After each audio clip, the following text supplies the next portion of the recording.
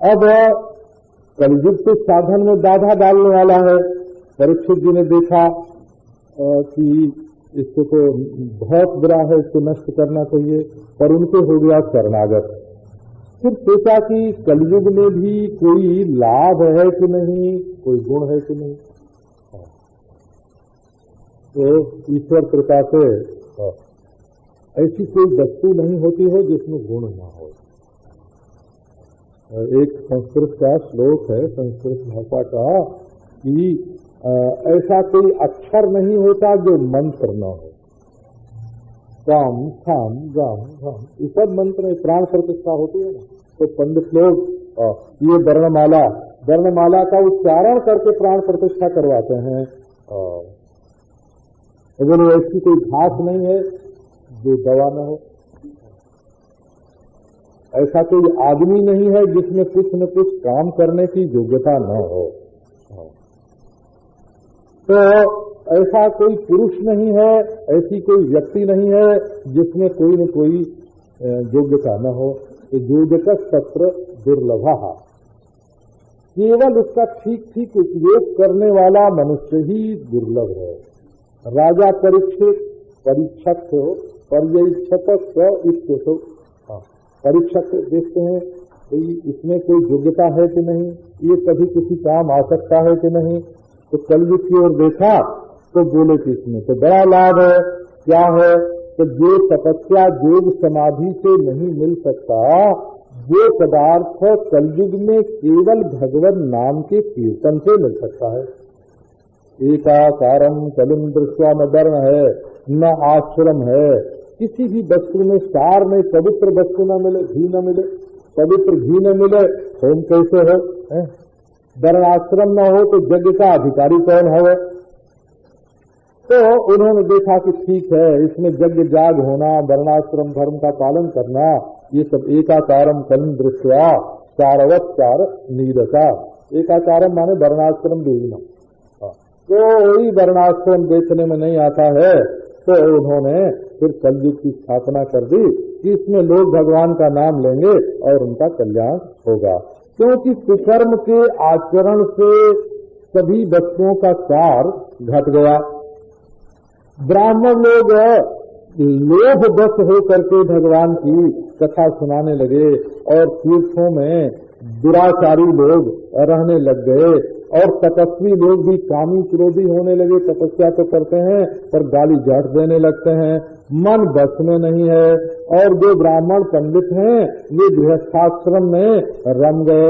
लोग वैष्णव भी बनते हैं तो परंपरा की रीति से नहीं बनते हैं। इस तरह से सब में जो सार था वो निवृत्त हो गया। ये है युग का धर्म और इसी से भगवान पास रह करके इसका सहन कर रहे हैं भाई। क्योंकि युग माने होता है दो, एक होते हैं भगवान और एक होता है काल।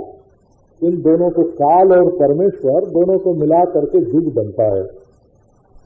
तो किसी किसी युग में परमेश्वर निष्क्रिय रहता है और काल सक्रिय रहता है, और किसी युग में परमेश्वर सक्रिय हो जाता है और फिर काल निष्क्रिय हो जाता है। इसकी कोई कीमत नहीं रहती।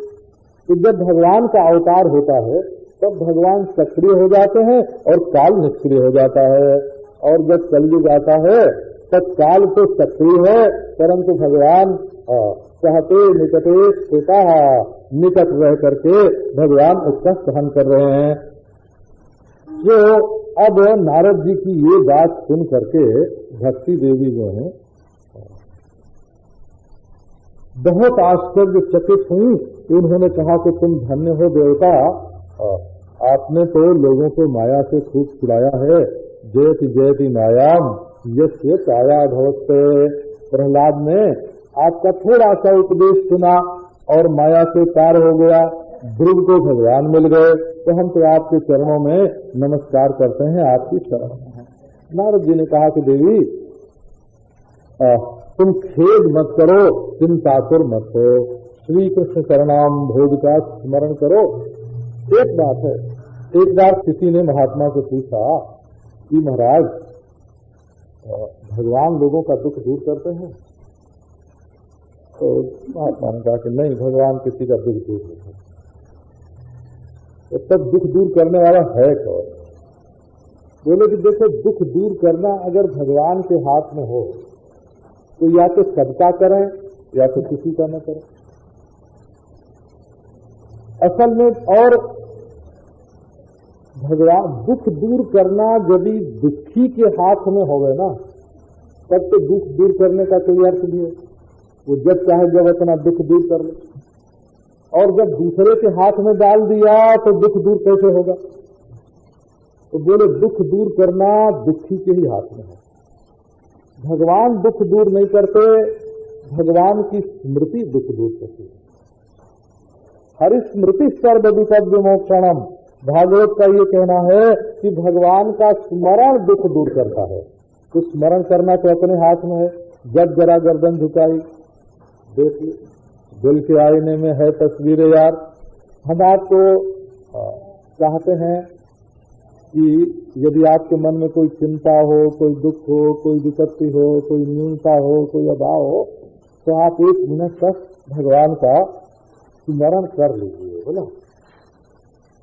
और जितनी देर आपको भगवान की याद रहेगी उतनी देर ये रहा है ना, जमुना जी का तट, ये विशाल पुलेन, ये बंसीघाट, और वहाँ त्रिभंग ललित बांके बिहारी नट छठ, पांव एक और, कमर एक और, मुख बुद्धि एक और, आंख एक और बांसुरी बजा रहे हैं, मंद मंद मुस्कुरा रहे हैं, और आंखों से कभी कभी तिरछी चितौन से देख रहे हैं, और आपको इशारा कर रहे हैं कि आओ आओ हमारे हृदय से लग जाओ। आप 1 मिनट चिंतन करके देखो, यदि इसी समय आपका सारा दुख, इसी समय आपका सारा दुख दूर हो जाता है तो 1 मिनट तो 5 मिनट कर लो, 1 घंटा कर लो, और यदि आप भगवान का स्मरण करो तो सब दुख दूर हो जाएगा। तो असल में दुख दूर करने का जो उपाय है वो वैकुंठ दासी भगवान के हाथ में, भगवान ने नहीं रखा है, अपने हाथ में नहीं रखा है, ये तो तुम्हारे हाथ में दे दिया है। भगवान की याद कर लो और दुख को दूर कर लो। भगवान तो इतने कृपालु हैं कि कोई चीज अपने पास रखते ही नहीं, सब का सब भक्तों को दे देते हैं। तो उन्होंने दुख दूर करने का उपाय भी भक्तों को ही दे रखा है। तो देखो, भक्ति जहाँ होगी तो वहाँ भगवान बिल्कुल प्रत्यक्ष होंगे। श्री कृष्ण चरणाम भोजन स्मर दुखं गमिष्यते। द्रौपदी कौरवों के घर में व्याकुल हो रही थी। देखो तो भरी सभा में ला करके द्रौपदी को नंगी करने का प्रयास किया जा रहा। धर्मराज युधिष्ठिर, भीष्म पितामह सब वहां बैठे हुए, और उसने पुकारा भगवान को, आकर के भगवान ने रखा। एक श्लोक आता है महाभारत में, शल्य नेशत प्ररूढ़म में हृदयान नाप सर्पति।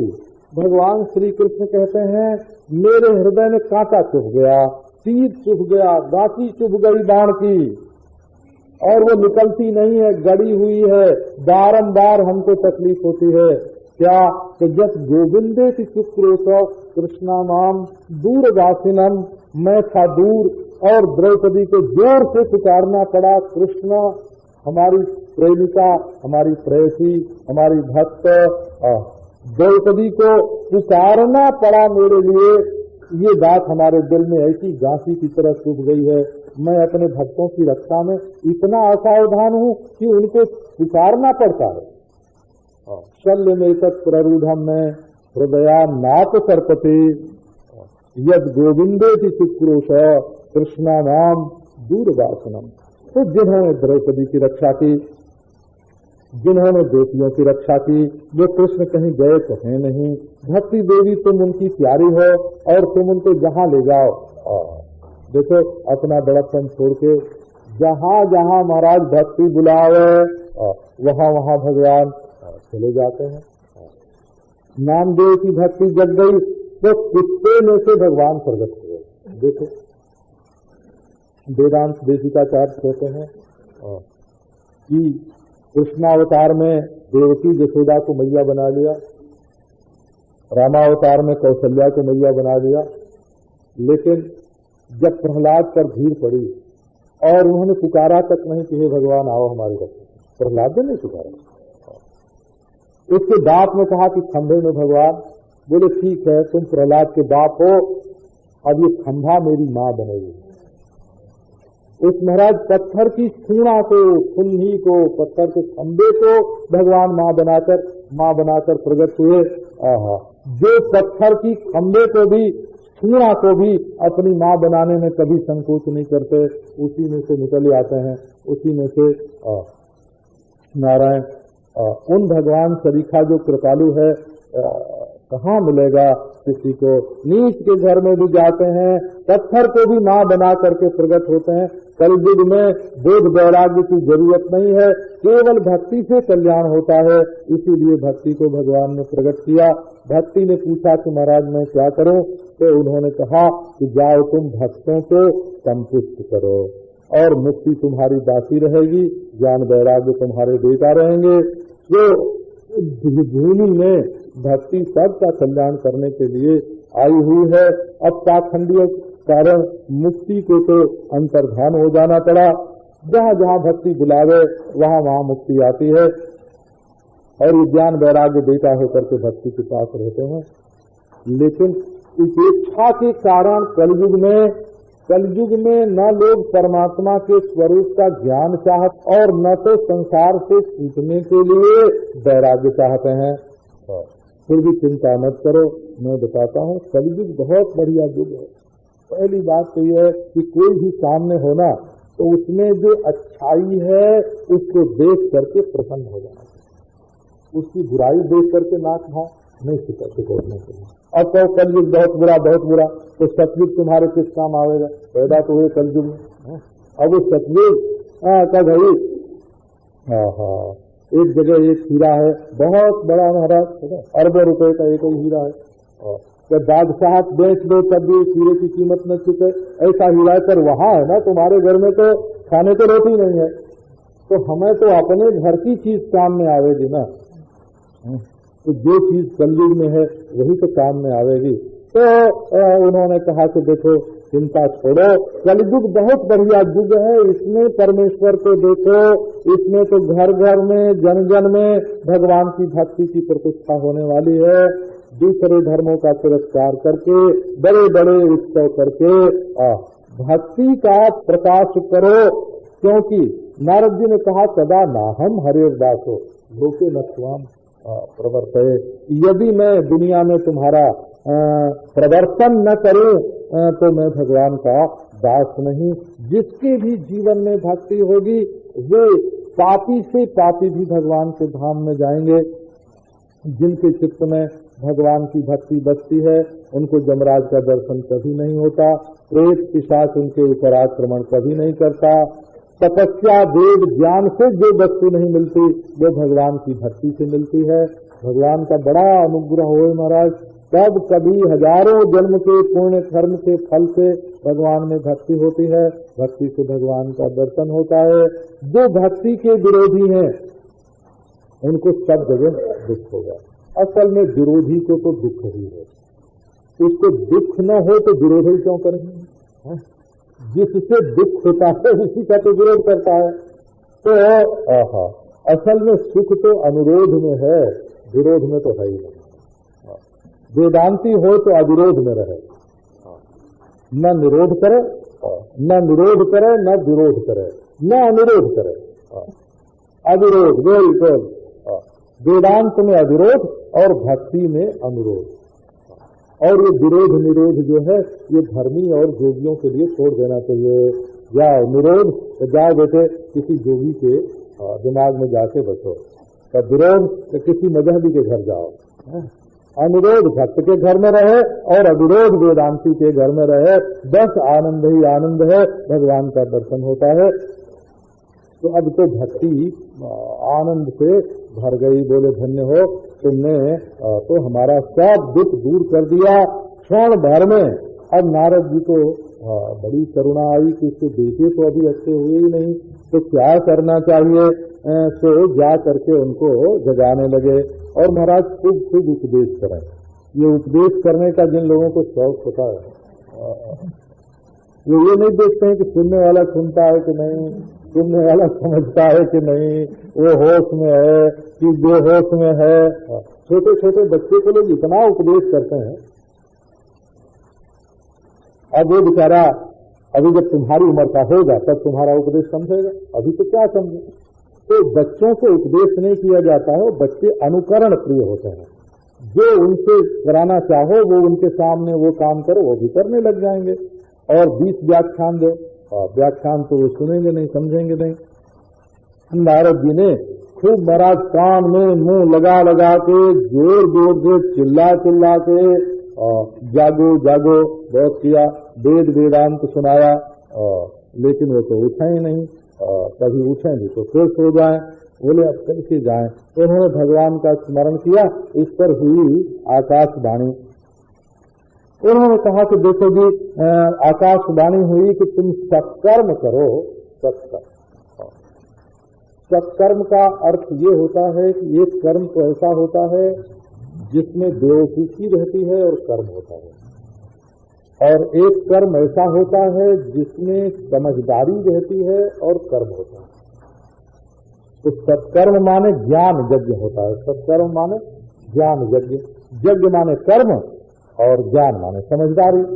तो ये जो श्रीमद् भागवत का श्रवण है, इसमें क्योंकि मुंह से बोला जाता है इसलिए कर्म है, और सुनने वाला समझता है इसलिए ज्ञान है। समझ के बोला जाता है, एक की समझ बोलने के कर्म के द्वारा दूसरी की समझ में प्रवेश करती है। समझ में आवे तो ज्ञान यज्ञ, और न समझ में आवे तब ये भी कर्म यज्ञ ही हो जाता है। जैसे होम करने का यज्ञ है वैसे ही हो जाएगा। और समझने की कोशिश करो, समझने की कोशिश करो तो ये ज्ञान यज्ञ हो जाएगा। तो एक तो वेदांतियों का है ज्ञान, उसमें यज्ञ नहीं है, वेदांतियों के ज्ञान में यज्ञ नहीं है, और कर्मकांडियों के यज्ञ में ज्ञान नहीं है। दोनों को एक में मिला दिया, तो कर्मकांडियों के यज्ञ का और वेदांतियों के ज्ञान का समन्वय हो गया। तो ये ज्ञान यज्ञ माने समन्वयात्मक, ये समन्वयात्मक शास्त्र। अब तो महाराज ये सत्कर्म क्या है ये नारद जी की समझ में नहीं आवे। अब महात्माओं के पास जाने लगे, महात्मा लोग तो भागने लगे, महाराज बचा लें अपने को, इस प्रश्न का उत्तर न देना पड़े। ये अपनी इज्जत का जो बहुत ख्याल है ना, उससे बहुत तकलीफ होती है। अरे जो बात न आती हो साफ साफ कह दो हमको नहीं आती है, सारा झगड़ा ही मिट गया। अब लोग कहें कि नहीं आती है, ये हम कैसे कहें अपने मुंह से, नहीं आती है कैसे कहें, तो बेचारे भागने लगे। इस तरह से महाराज जगह जगह चर्चा चलने लगी कि जब नारद की समझ में नहीं आया तो दूसरे की समझ में कहाँ से आएगा। इसी बीच में ये सनकादि जो मुनीश्वर हैं ये इनको प्राप्त हुए। ये भी ब्रह्मा के पुत्र हैं, परंतु ये निवृत्ति परायण है। आप देखो, कोई इच्छा आपकी पूरी होती है तब आपको मजा आता है, कि कोई इच्छा संसार की मिटती है तब आपको मजा आता है। तो संसार की इच्छा पूरी होने पर जब मजा आता है तब आप प्रवृत्ति परायण हैं, और संसार की इच्छा मिट जाने पर जब आपको मजा आता है, बड़ी शांति हो गई, झगड़ा छूटा, तब आप निवृत्ति परायण हैं। तो महाराज ये सनकादि जो हैं ये निवृत्ति परायण हैं। सब समागम हुआ महाराज, नारद जी भी संत और सनकादि भी संत। ये सब महाराज ऐसे हैं कि बड़े बुद्धिमान, बहुत 5 बरस के उम्र के बालक के समान रहते हैं, और हैं बहुत पुराने। भगवान के पास रहें और भगवान के नाम का कीर्तन करें, लीला रस का पान करें, और उनकी चर्चा में अपना जीवन व्यतीत करें, और श्री हरिश शरणम, इनका मंत्र है श्री हरिश शरणम, श्री हरिश शरणम। बस यही बात उनके मुंह में आती रहती है, और कभी बुढ़ापा तो इनको आता ही नहीं। नारद जी ने कहा कि आपका दर्शन हो गया महाराज, बड़ी कृपा हुई, ये क्या हमको करना चाहिए ये बात बताओ।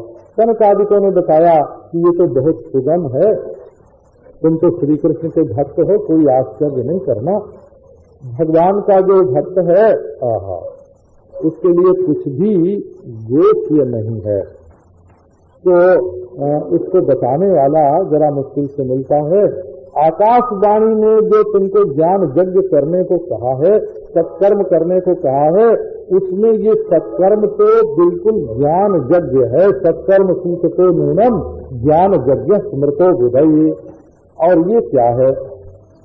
बोले भाई देखो, इसमें बड़ा भारी वक्ता भी ढूंढने की जरूरत नहीं है। यदि कोई तोता रकम कुछ दे, कुछ क्या है, तोता है, तो सकते जैसा सुना है अपने बाप से, दादा से, गुरु से, परंपरा से जैसा सुना है, जो चाहते हो वैसे ही बोल दे। भले वक्ता समझदार न हो और पक्षपाती ही हो, तोते की तरह पढ़ के सुनावे, तब भी महाराज सुनने वाले का कल्याण हो जाएगा। ये महाराज रामायण के वक्ता काकमुकुंद और भागवत के वक्ता पोपट, ये तोताराम। तो कौवे की आवाज मीठी नहीं होती है। ये नहीं देखना कि भगवत कथा सुनाने वाला बड़ी मीठी आवाज में करे तभी सुन, और उसकी शक्ल सूरत बहुत सुंदर हो। अरे काला कलूटा तरीका बोलता हो, आवाज अच्छी न हो, तब भी यदि वो भगवान की कथा बोले। देखो, जो काम वेद वेदांत से नहीं हुआ, गीता पाठ से नहीं हुआ, वो भागवत से हो जाता है। क्यों होता है? इसमें भी तो वेद का ही अर्थ है। श्लोक में इस संशय का निवारण ये किया कि ये वेद और उपनिषद का सार है। क्या सार है? जैसे दूध की साढ़ी होती है, सार माने साढ़ी, ये साढ़ी जो है ये दूध है। तो दूध जैसे बिल्कुल पका के और उसमें से साढ़ी निकाल ली गई हो, सारा घी उसी में आ गया, सारा मक्खन उसी में आ गया। इसी तरह वेद तो दूध के समान है और ये उसकी साड़ी के समान है। और ये तो जैसे गन्ना चूसना एक बात और उसका निकाला हुआ जो रस है उसको गिलास भर पी लेना, तो ये बात अलग है। और 6 गन्ने चूसोगे तब उतना रस निकलेगा? तो नहीं भाई, थोड़ा कंद खाओ, थोड़ी मिश्री खाओ, ऐसा ये है। तो गन्ना चूसने से उस रस की अनुभूति नहीं होती है, और जितना कि वो अलग होने पर उसका स्वाद आता है। दूध में घी हो तो उतना स्वाद नहीं है, और अलग घी हो तो दूसरा है। तो इस तरह से महाराज ये भागवत जो है ये सारे वेदों का सार है। यहाँ तक समझो कि स्वयं वेद व्यास, जिन्होंने वेद के विभाग किए हैं, गीता का निर्माण किया है। महाराज व्यास जी ने गीता का तो निर्माण ही किया है। असल में गीता का उपदेश तो दिया श्री कृष्ण के जीवन ने। आप ध्यान दें, आप कभी आपका ध्यान जाए तो देखें, जेल खाने में तो माँ बाप, वहां से पैदा हुए, निकल जाए, ये है गीता, इसका नाम है गीता। वहां से निकल भाई, पूछना आई, जहर पीना पड़ा, उसको चूस लिया, पचा गया, इसका नाम है गीता। इसलिए देखते समय करते वाला गया तो मामा जी को ही मारना पड़ा, अपने प्रेमियों को ही छोड़ना पड़ा है। ये है, इसका नाम है गीता। देखो, जिंदगी भर लड़ाई करनी पड़ी, भागना पड़ा, और फिर भी बहादुरी के साथ भागे, तो बहादुरी के साथ साधुओं के यहाँ भिक्षा लेते हुए, खाते पीते हुए द्वारका पहुंच गए। मस्ती में कोई कमी नहीं है। समुद्र में पूरी बसाई, उसमें भी हवाई जहाज से आक्रमण हो गया, कालों ने कर दिया। ससुर जी के घर डाका पड़ गया, मारे गए भी। ससुरा जी भाई साहब जो हैं वो विश्वास ही नहीं करते थे मणि के बारे में। देखो, भाई और पत्नी, इन दोनों में मनमुटाव हो गया। सब बच्चे कच्चे उनके सामने मरे। देखो, और महाराज नई पीढ़ी उनसे छिपाती थी। श्री कृष्ण करें साधुओं पर श्रद्धा, और बच्चे लें परीक्षा और उनसे छिपाए लें, बात तक नहीं बतावे हैं। सब सामने के सामने मरे, आपने भी कौन और लगा के ध्यान बैठ गए, लग गया बात। ये सब क्या है? इन सब परिस्थितियों में भगवान श्री कृष्ण का जो आनंद और ज्ञान एक रस है, उन्होंने वाणी से गीता का उपदेश किया होगा, परंतु जीवन से तो उनके जीवन में तो समग्र गीता भरपूर है, जीवन में से निकलते है। ये भागवत क्या है और ये गीता की व्याख्या है। तो इस गीता को बनाने वाले व्यास भी दुखी थे, तब ये चतुश्लोकी भागवत आई। नारायण भगवान ने ब्रह्मा को, ब्रह्मा ने नारद को सुनाया। तो ये तो सद्य कल्याण करने वाला है, तत्काल तुम्हारी समग्र समस्याओं का समाधान, चाहे अर्थ विषयक हो, चाहे धर्म विषयक हो, चाहे भोग विषयक हो, चाहे मोक्ष विषयक हो, किसी भी समस्या का समाधान लेना हो तो लो, अभी हाथ लो, और विवेक का इससे उदय होता है। नारद जी ने फिर उसके बाद बताया कि ये कहाँ करना चाहिए, कैसे करना चाहिए। तब सनत कुमारों ने बताया कि गंगा जी के तट पर जा करके तुम इसका अनुष्ठान करो, वहाँ भक्ति, ज्ञान, वैराग्य सब के सब वहाँ कथा रस का पान करने के लिए आएंगे।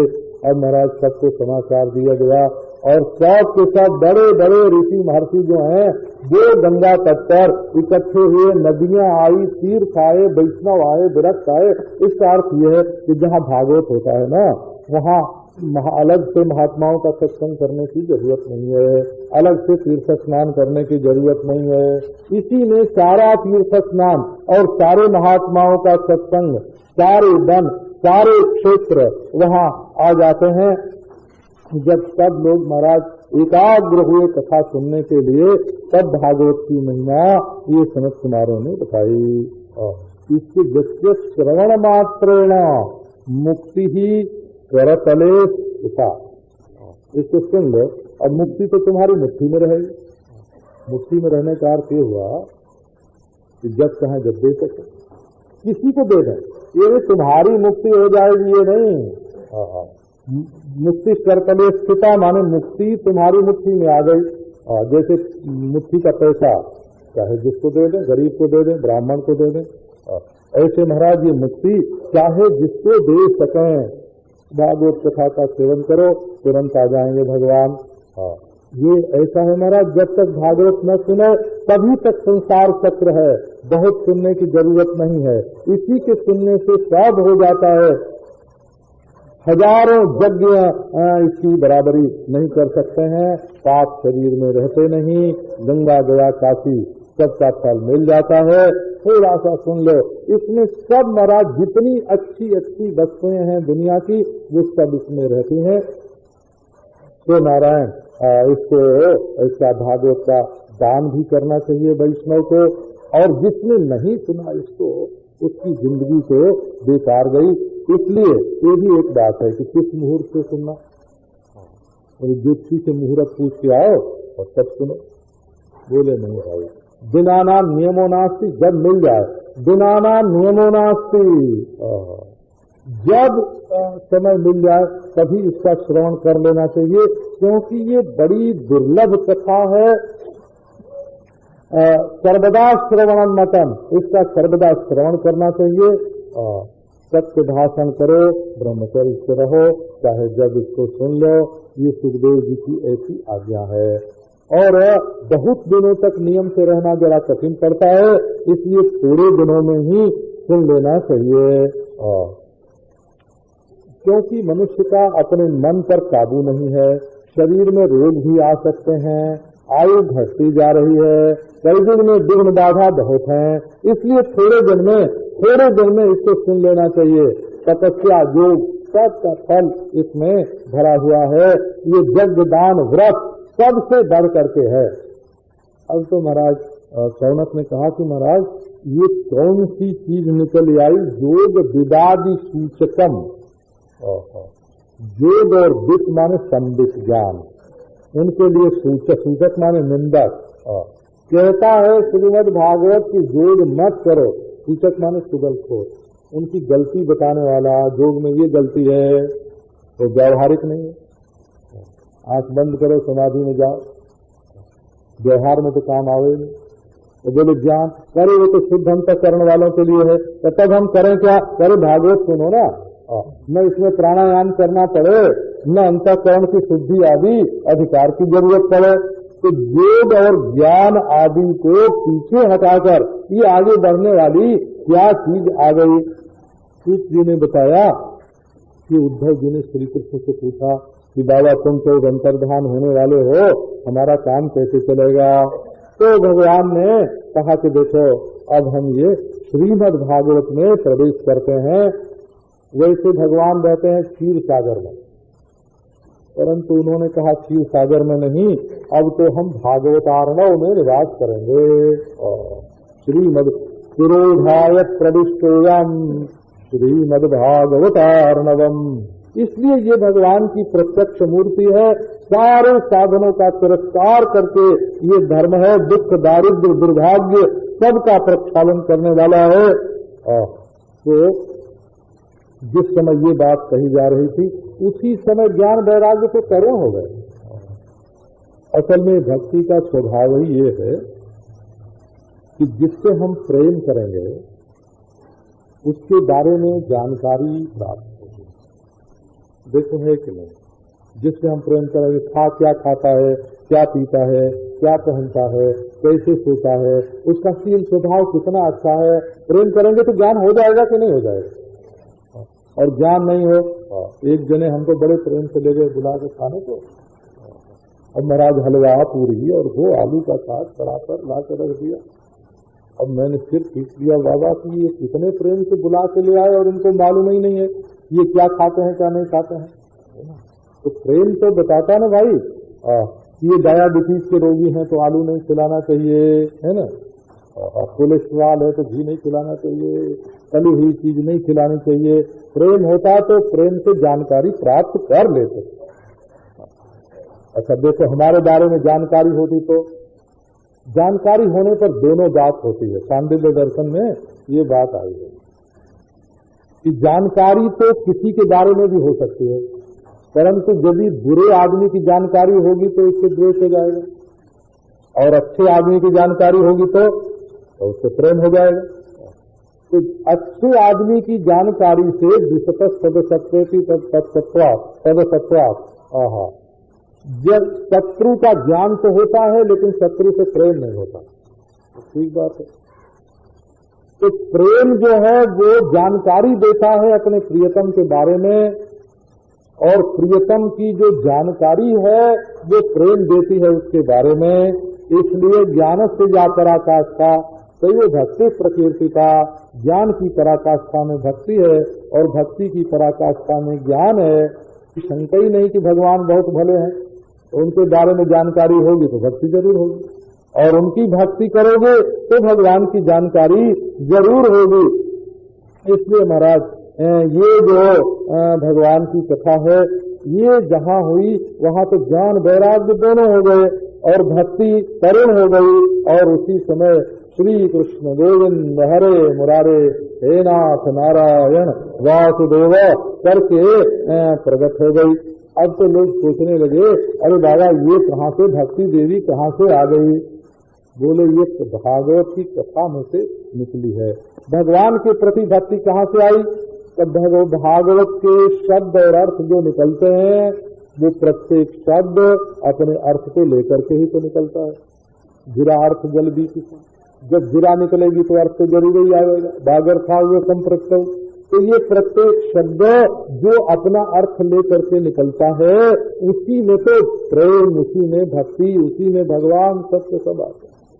अच्छे लोग जैसे बड़े लोग वाहन पर चलते हैं ना, वैसे महाराज ये शब्द के वाहन पर भक्ति ज्ञान वैराग्य भगवान सब के सब भक्ति के शब्द के वाहन पर चढ़ करके आते हैं।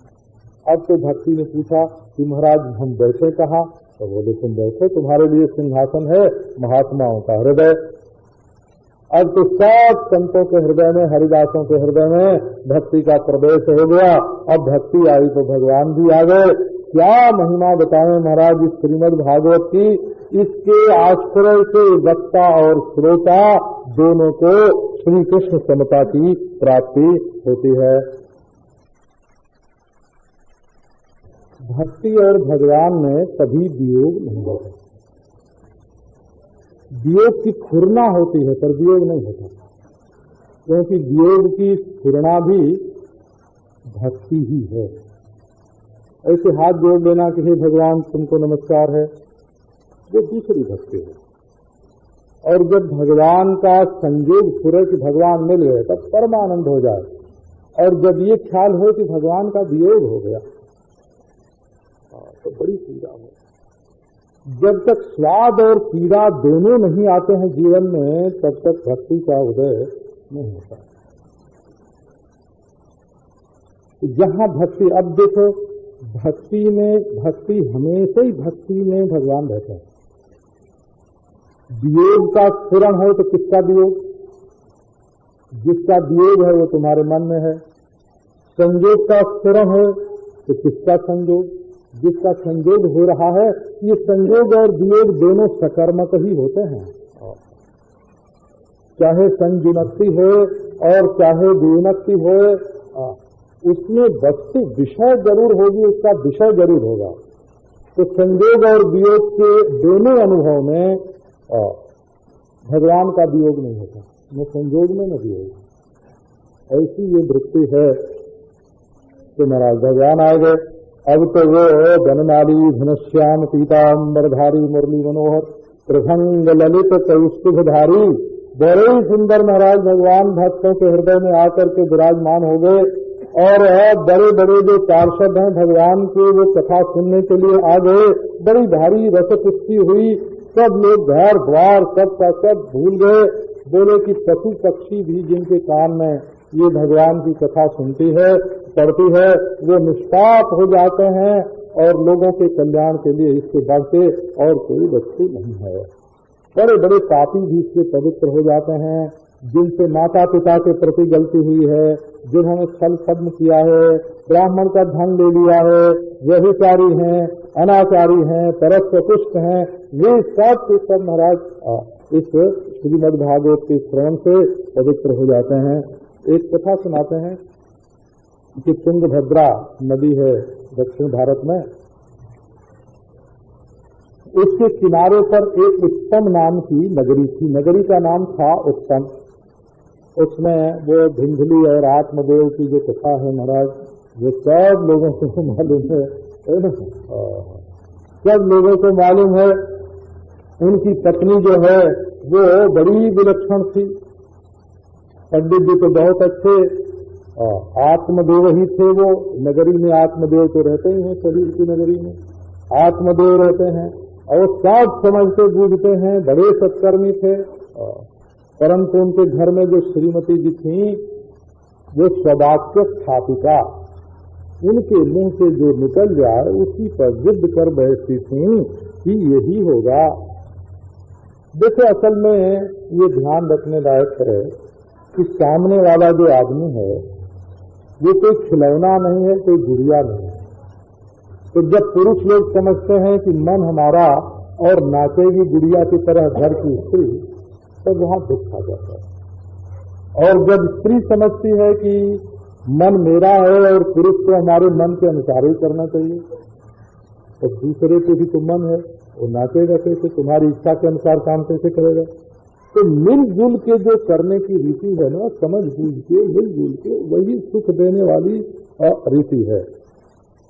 व्यवहार में यदि व्यवहार करने वाला ये नहीं समझता कि सामने वाले के मन में क्या है, वो इस समय क्या सोच रहा है, किस विचार में डूबा हुआ है, चाहे जब जाके छोड़ दिया, तो वो बाधा पड़ती है विचार का। इसलिए सामने वाले की बात पहले समझना और अपनी बाद में बोलना। ये नहीं कि पहले अपनी बोलना और बाद में दूसरे की समझना। व्यवहार की प्रक्रिया ये होती है। अब तो महाराज वो तो बड़ी बहादुर थी, काम करने में कंजूस भी थी, कला करने में भी बड़ी निपुण थी और बोलती रहती थी वो बहुजल्पी का, और दुनियादारी की बात ज्यादा करती थी। अब तो महाराज बच्चा हुआ नहीं, तो बाद में उन लोगों ने उसके लिए बहुत प्रयास किया। जब सफलता नहीं मिली तो ब्राह्मण देवता विरक्त होकर एक दिन जंगल में गए, बड़े दुखी थे। इसी में एक सन्यासी मिल गया। पहले तो दोनों ओर से बातचीत हुई, सन्यासी ने समझाया बुझाया, पर ब्राह्मण की समझ में बात नहीं आई। तो उसने फिर एक फल दे दिया, एक फल दे दिया। अब वो ब्राह्मणी जो जिसके लिए ब्राह्मण इतना दुखी, वो बात उसके दिमाग में नहीं बैठी। उसने वो फल तो खिला दिया गाय को जिससे गोकर्ण हुए, और उधर अपनी बहन को के बच्चे को ले आई, उसको पालन पोषण करके उसका नाम रख दिया धुंधकारी। बोले उसने कहा, आत्मदेव ने कहा कि मैं आत्मदेव, तो इसका नाम ब्रह्मदेव। वो बोली नहीं नहीं, तुम्हारे नाम पर नाम नहीं रहेगा, मैं धुंधली, तो इसका नाम धुंधकारी, माँ के नाम पर नाम रहेगा। वो तो महाराज सुने ही नहीं, वो पतिदेव इतने महात्मा थे कि उनकी सुने ही नहीं। अब तो महाराज बड़ा उपद्रव करे। अब तो बड़े व्याकुल हुए ब्राह्मण देवता, पहले तो संतान नहीं था इसके लिए व्याकुल, जब संतान नहीं हो गया तो उसके उपद्रव से व्याकुल। अब तो बड़े व्याकुल थे। फिर वो गोकर्ण जी जो थे उन्होंने बहुत समझाया बुझाया, गाय के गोकर्ण हुए, और गोकर्ण बड़े भारी ज्ञानी घूम फिर करके आए। उन्होंने समझाया, बाबा देखो संसार में आसक्ति करने से कहीं सुख नहीं मिलता है। तो उन्होंने कहा अच्छा भगवान का भजन करेंगे। तो भगवान का भजन करने के लिए वे घर से चले गए। उन्होंने बताया ये सार भागवत धर्म का सार ही समझो इसको। देहे सीमांत रुधिरे धीमतिम तेजत्वम, ये जो हड्डी खून से बना हुआ शरीर है, इसमें अभिमान नहीं करना चाहिए। और ये मेरा है मेरा है मेरा है, इसमें ममता नहीं करनी चाहिए। और दुनिया को बदलता हुआ देखना चाहिए। और हमने बहुत विचार से देखा तो मन और क्षण और काल, ये तीनों एक साथ ही बदलते हैं, अलग अलग नहीं बदलते हैं। जैसे मिनट बदल रहा है वैसे ही मन बदल रहा है, जैसे मन बदल रहा है वैसे क्षण बदल रहे हैं, और जैसे मन और क्षण बदल रहा है वैसे ये सृष्टि बदल रही है। आत्मदेव के सिवाय और कोई ऐसा नहीं है दुनिया में जो बदलता न हो। ये परिवर्तन है, इसीलिए अधिष्ठान ज्ञान से इसका बाध होता है, ये विवर्त हो जाता है। स्वरूप में परिवर्तनशील है, अधिष्ठान की दृष्टि से विवर्त है, और स्वानुभूति की दृष्टि से सब का सब अपना स्वरूप। कण की गति अलग और क्षण की गति अलग है ही नहीं, क्योंकि मन के आविर्भाव से ही कण और क्षण का आविर्भाव है, और मन के शांत होते ही कण और क्षण शांत है। एक ने पूछा, महाराज भ्रम कब हुआ? मैंने कहा कि भाई भ्रम से काल का ज्ञान होता है, काल मालूम पड़ता है, काल से भ्रम नहीं होता है, भ्रम से काल होता है। काल की आदि भ्रम है, भ्रम की आदि काल नहीं है। ये तो मन का इशारा का सारा खेल है। तो ममता छोड़ो, संसार को परिवर्तनशील देखो, वैराग्य राग रसिको। श्री उड़िया बाबा जी महाराज इसको बहुत बोलते थे, वैराग्य राग रसिको भव। बोले हमसे तो राग नहीं छूटता है, हम तो बड़े रसिक बनेंगे। तो बोले फिर वैराग्य से ही राग कर लो ना, उसी के रसिक बन जाओ। राग रहने दो, हम राग नहीं मिटाते, पर वैराग्य से राग करो और उसी के रसिक बनो, भक्ति करो, धर्म का भजन करो, लोक धर्म छोड़ो, साधु पुरुषों की सेवा करो, काम तृष्णा को छोड़ो, किसी दूसरे के गुण दोष का चिंतन मत करो। अन्य के दोष गुण, ये निकम्मेपन का लक्षण है। दूसरे के गुण और दोष का चिंतन करना, ये इसका मतलब है कि तुम्हारे पास कोई महत्वपूर्ण विषय चिंतन करने के लिए नहीं है, तब तुम फालतू दूसरों के दोष और गुण का चिंतन करते हो। सेवा कथा रस का पान करो। अब तो महाराज आत्मदेव जी ने जा करके भगवान का भजन किया, रोज दशम स्कंद का पाठ किया और उनका कल्याण हुआ। अब आगे वर्णन करते हैं कि जो धुंधकारी जी महाराज हैं, उन्होंने तो माँ को बहुत पीड़ा पहुंचाई, वो बेचारी कुएं में कूद पड़ी, और धुंधकारी जी फिर और बाजारू औरतों को अपने घर में ले आए, और धन लाने में एक दिन उन सबों ने मार के उनको कुआं में डाल दिया। पंच पर्ण बधू व्रता। पंच 5 हैं बाजारू औरतें जो गांव में विषय में देश में घूम घूम करके और फिर पुरुष को भागती हैं हो। और इन्होंने ये 5 जो इंद्रियां है ना, इन्हीं को पंच पर्ण वधु के रूप में वर्णन किया है। अब तो महाराज मुंह में आग डाल के मारा और लोगों से कह दें कि वो तो कमाने के लिए गए हैं और कहीं दूर देश में गए हैं, आएंगे। अब वो बाद में हो गए प्रेत धुंधकारी जी, तो कभी कैसे रहें कभी कैसे रहें। फिर गोकर्ण आए गांव में, अपने घर में गए तो देखा कि कभी हाथी हो रहे हैं, कभी भैंस हो रहे हैं, कभी आग, कभी ये विपरीतता देख करके समझ गए कि ये कोई दुर्गतिक है, प्रेत के साथ है।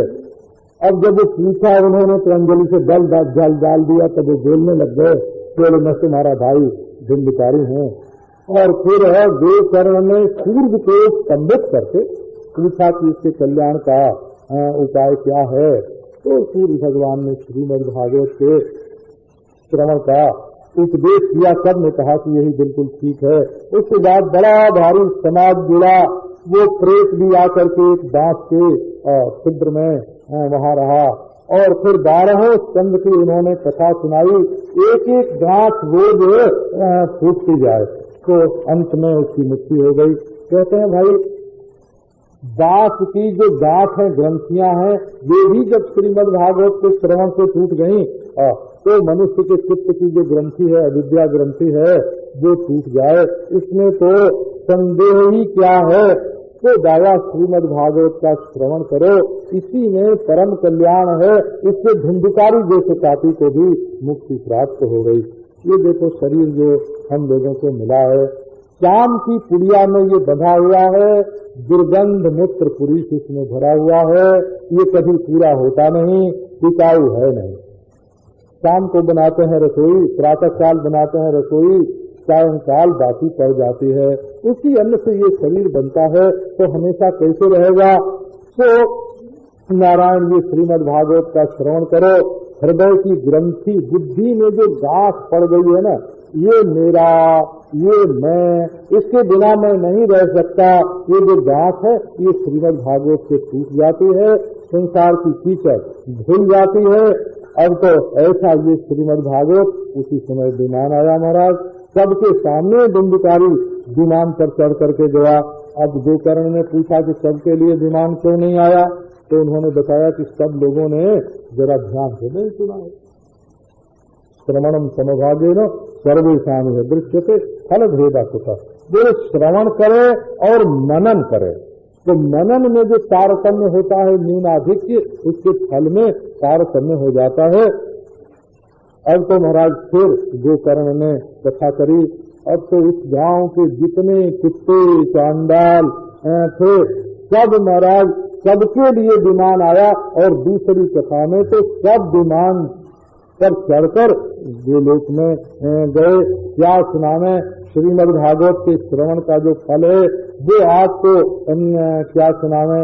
जो एक बार श्रीमद् भागवत का एक अक्षर गोकर्ण की के मुख से सुन के गए थे और सबका कल्याण हो गया महाराज। सांडिल्य मुनि इस कथा का रोज पान करते हैं। ये कहने का अभिप्राय है कि इतिहास ये मामूली नहीं है, बड़े बड़े ऋषि मुनियों ने इसका आश्रय लिया है। अब उसके बाद है सप्ताह श्रवण करने की विधि। तो सप्ताह श्रवण की विधि दूसरी होती है और प्रेम से आनंद से श्रीमद् भागवत के श्रवण की विधि दूसरी होती है। तो ये विधि विधान पूरा करने के लिए एक तो चाहिए सहायक मनुष्य। सब काम धन से ही नहीं हो जाता। यदि मनुष्यों की सहायता प्राप्त न हो, ये जो बड़े बड़े धनी लोग होते हैं ना, वो पैसे को कीमत ज्यादा देते और मनुष्य को कीमत कम देते हैं। असल में बिना श्रम के और बिना मनुष्य के पैसा आवेगा किस काम में। इसलिए महाराज धन और जन दोनों की आवश्यकता होती है। अब उस जन में विद्वानों की भी आवश्यकता पड़ती है। एक बार अच्छा, ज्योतिषी की आवश्यकता पड़ती है। विवाह में जैसा धन खर्च होता है वैसे उसमें धन लगाना चाहिए। और अमुक अमुक महीने में और अमुक जगह ये कथा का सब जगह महाराज समाचार भेज देना चाहिए। अधिक से अधिक लोग इसमें सम्मिलित हों, इसका प्रयास करना चाहिए। तो स्त्री हैं, शूद्र हैं, इन लोगों के भी कथा श्रवण का प्रबंध करना चाहिए। सब जगह आमंत्रण पत्र भेजना चाहिए। बड़ा भारी संत समाज होने वाला है, इसमें अपूर्व रस रूप कथा होने वाली है। यहाँ भागवत का अमृत बटेगा। आप लोग बड़े रसिक हैं, यहाँ अवश्य आवें। रोज रोज ना आ सकें तो कभी कभी आ जाएं। इसका एक क्षण भी बहुत दुर्लभ है। जो आवे उसके लिए निवास स्थान देना चाहिए। तीर्थ में करो, वन में करो, घर में करो, गृहेदा श्रवणम मतम, घर में सुनो, परंतु बैठने की जगह बड़ी होनी चाहिए। वहाँ स्वच्छता रहनी चाहिए, वहाँ से गंदगी दूर कर देना चाहिए और केले के खम्भों से मंडप बनाना चाहिए और खूब खूब उसको सजाना चाहिए। वक्ता उत्तर में से हो तो श्रोता जो हैं उनको पूर्व मुंह से बैठना चाहिए और वक्ता पूर्व मुंह से हो तो श्रोता को उत्तर मुंह से बैठना चाहिए। इस तरह महाराज बड़े बड़े महात्माओं को बुला करके उनको सुनाना चाहिए और उनकी सेवा करनी चाहिए। और वक्ता जो है वो विरक्त हो, वैष्णव हो, ब्राह्मण हो और वेद शास्त्र की शुद्धि करने वाला हो, दृष्टांत देने में भी कुशल हो और गंभीरता से बोले, घबराए नहीं और निष्क्रिय हो गए। और यदि वो स्वयं धर्म के संबंध में निश्चित ज्ञान न रखता हो तो वो दूसरे को क्या बता सकेगा। इसलिए उसका छोड़ देना चाहिए और भी उसके पास पंडित रहने चाहिए और रोज नित्य कर्म करके तब कथा सुनना चाहिए और स्तुति करनी चाहिए कि संसार सागर में मैं मग्न हूँ, दीन हूँ, हे करुणानिधे, हे श्री कृष्ण, आप हमको भव सागर से पार करो। और उसके बाद भागवत की पूजा करनी चाहिए, विधि पूर्वक श्रीफल देना चाहिए। ये साक्षात भगवान का रूप है और हमने तुमको अपनी मुक्ति के लिए स्वीकार किया है, आप हमारा मनोरथ सफल करना। इस तरह दीन वचन बोल करके वक्ता की भी पूजा करनी चाहिए। उसके बाद स्तुति करनी चाहिए। सुकरूप प्रबोधज्ञ, श्री सुखदेव के स्वरूप आप समझाने में बड़े निपुण हैं, सारे आप जानते हैं।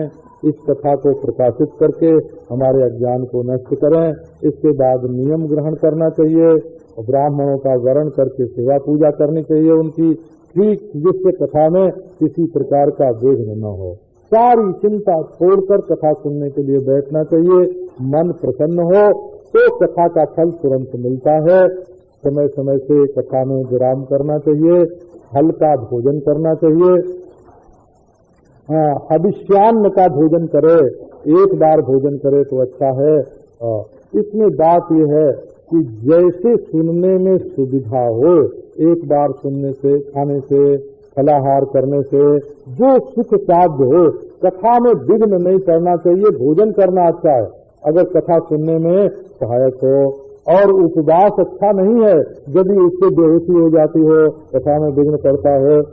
तो महाराज इसमें जो गायत्री दीक्षा से दीक्षित हैं, जो वैष्णवी दीक्षा से दीक्षित हैं, जो भगवान का नाम लेते हैं, आप ऐसा समझ लो कि भगवान का नाम लेने में तो कोई दीक्षा संस्कार की कोई आवश्यकता ही नहीं पड़ती है। तो आप जो आपको प्रिय लगता हो, इष्ट देव हो, आपके सदगुरु का बताया हुआ हो, इस नाम को प्रेम से लेना चाहिए। तब आपको कथा सुनने का बिल्कुल अधिकार प्राप्त हो जाता है। साधारण से साधारण जीवन व्यतीत करना चाहिए। किसी से राग द्वेष मोह आदि नहीं करना चाहिए, किसी की निंदा नहीं करना चाहिए। अपनी गोष्ठी जो है जो बिगाड़ना नहीं चाहिए, गलत सलत बात लोगों में नहीं करना चाहिए। कोई भी आपको दोष हो आपके जीवन में और कोई भी कमी हो, चाहे कमी जिस प्रकार की हो, बच्चे की कमी हो तो वो भी पूरी हो जाती है।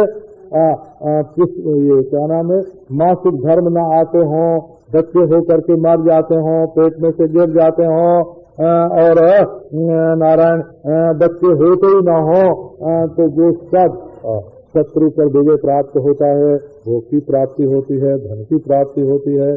इसका उद्यापन भी ठीक करना चाहिए। जो वैष्णव विरक्त हैं उनके लिए कुछ बहुत आडंबर करने की आवश्यकता नहीं है। प्रसाद तुलसी माला लोगों को देना चाहिए। जय हो और शंख की ध्वनि करनी चाहिए और गरीबों को धन दान देना चाहिए। और यदि विरक्त हो श्रोता तो गीता का पाठ बाद में करवा लेना चाहिए। गृहस्थ हो तो होम कर लेना चाहिए। पायस, मधु, सरती अथवा ये घी और इनसे हवन करना चाहिए। गायत्री से हवन करना चाहिए। दसवें स्कंद से होम करा लेना चाहिए। बाद में कम से कम 12 ब्राह्मणों को भोजन करा करके सुवर्ण धेनु आदि देना चाहिए। और इस तरह से आचार्य की, ब्राह्मण की सबकी पूजा करनी चाहिए। ये कह करके सनत कुमार आदि तो चले गए। और महाराज विधि पूर्वक कथा हुई। नारद जी तो कृतार्थ हो गए और प्रेम गदगद वाणी से भगवान नारद ने सनकादिकों की का बड़ा भारी सत्कार किया। धन्य है ये श्रीमद् भागवत। जो ये बात हो रही थी उसी समय सुखदेव जी आ गए। 16 वर्ष की उनकी उम्र। व्यास पुत्र, ज्ञान सागर के चंद्रमा। कथा के अंत में अपने लाभ को लेकर के अपने परमानंद आत्म लाभ से ही परिपूर्ण आत्मलाभात न करो विद्यते। सबसे बड़ा लाभ संसार में क्या है? तो अपने आत्मा का लाभ। सुखदेव जी उससे पूर्ण है, भागवत का पाठ कर रहे हैं। अब महाराज ये तो निगम कल्प करोड़ गलितम फलम धर्म प्रोधित कई तोत्र कर्म भागवत के श्लोक कर रहे हैं। ये भागवत पुराणों में सर्वश्रेष्ठ है, वैष्णव का सर्वस्व है। इसमें परमहंसों के एक अमल ज्ञान का गान है और जो इसको पढ़ता सुनता है तो उसके हृदय में भक्ति आती है, वो मुक्त हो जाता है। ऐसा रस सृष्टि में और कहीं कोई नहीं है। ये बात हो ही रही थी कि भगवान स्वयं प्रकट हो गए। प्रहलाद, बलि, उद्धव, नारद सबके सब भक्त आ गए। अब तो महाराज वहाँ कीर्तन देखने के लिए ब्रह्मा, शंकर, ब्रह्मा आदि आए और वहाँ तो बड़ा भारी संकीर्तन होने लगा। प्रहलाद ताल बजावे और उद्धव झांझ बजावे। तबला बजावे प्रहलाद और झांझ बजावे उद्धव। देवर्षि नारद बजावे वीणा और अर्जुन राग बताने लगे और इंद्र जो है वो मृदंग बजावे और जय हो की ध्वनि ये सनत कुमार आदि करें। और सुखदेव जी महाराज, सनत कुमार आदि जो हैं जो वहाँ संकीर्तन करने लगे और सुखदेव जी महाराज भाव बताने लगे। भक्ति ज्ञान वैराग्य का नृत्य होने लगा।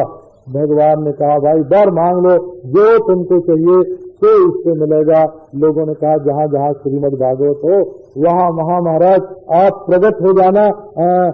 बस यही जहाँ ये भक्त भागवत हो, भक्त लोग हों, वहाँ इन भक्तों के साथ आप प्रकट हो जाना। बस यही हमारा वरदान है। भगवान ने तथास्तु कहा। इसके बाद भक्ति ज्ञान वैराग्य ये तीनों श्रीमद् भागवत में आकर के निवास करने लगे। जो लोग संसार के समुद्र में डूब रहे हैं उनके लिए श्रीमद् भागवत के सिवाय दूसरा और कोई साधन नहीं है। यही परम कल्याण करने के लिए आया है। और समय समय पर महापुरुषों ने ये इसका श्रवण किया है। सुखदेव और परीक्षित का संवाद हुआ है। जो कर्ण और धुंधुकारी का ये श्रवण कथा श्रवण हुआ है, ये सब सनत कुमार और नारद का हुआ है। ये कलयुग में ये जो भागवत की कथा है ये सारे दुखों को दूर करने वाली है, सकल कलमश को नाश करने वाली है। और आइए आप आदर से इसका पान कीजिए। इधर उधर भटकने की कोई जरूरत नहीं है।